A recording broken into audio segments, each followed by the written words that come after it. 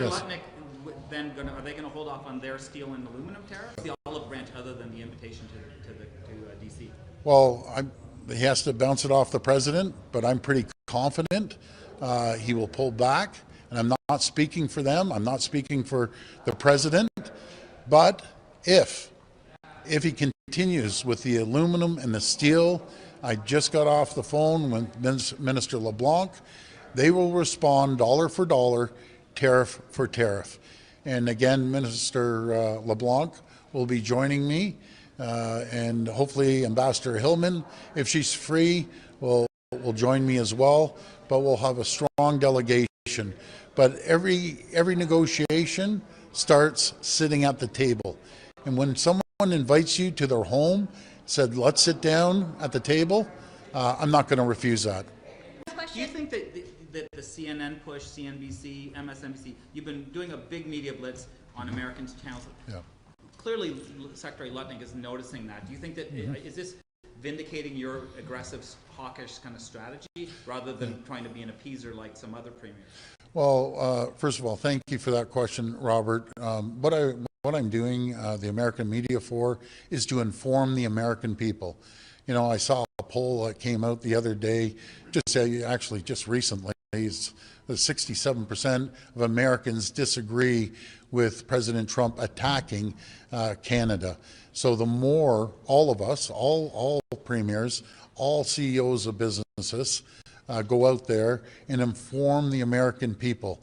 This isn't just going to hurt Canada, and it will hurt Canada and Ontario. It's going to hurt the U.S., and it's going to hurt badly. We're already seeing inflation go up in the U.S., and that's not going to be good. I'll tell you, I know the Americans fairly well. They're loving, caring people, and as soon as costs start going up, inflation, plants start shutting down, you can't attack your number one customer, Canada, and not expect a response. And we responded, and they came back, and I'm a business person. I want to sit down and negotiate this and stop the bleeding. Suspending the surcharge that you've put on electricity will be considered a win by Trump? No, I wouldn't call it a win whatsoever, because we still have it in our toolkit that we can use at any given time. Again, I mentioned to the governors, I apologize, we have to go to this extent. But remember, folks, we never started this war.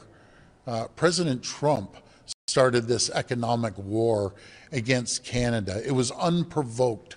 I truly believed that we'd move forward and we'd grow both economies, would create more jobs, more economic prosperity. Well, this has gone the other way. The economy right now, I'm concerned about it, and if a recession does happen, it's a self-made recession by one person and one person only. So I just want to move forward. I'm asking for the people of Ontario and Canada's support. I want to thank them for the thousands of messages I'm getting, even people that disagree with me. As some people say, I disagree with you 99%, but you're doing a great job. Keep going.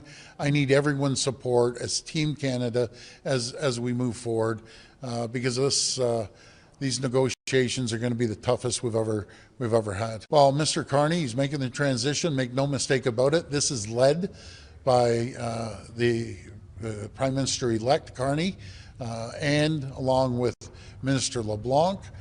They'll be leading the charge there, but Ontario plays a massive role, no matter if it's the auto sector, the tech sector, the agricultural sector, the manufacturing sector. We'd be the third largest trading partner in the world to the United States if we were a standalone country.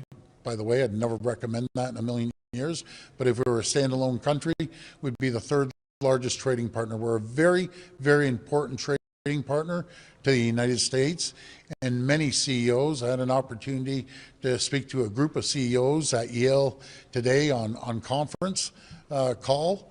I think the Americans understand we are not their enemies. We love the Americans. It's one person that we need to deal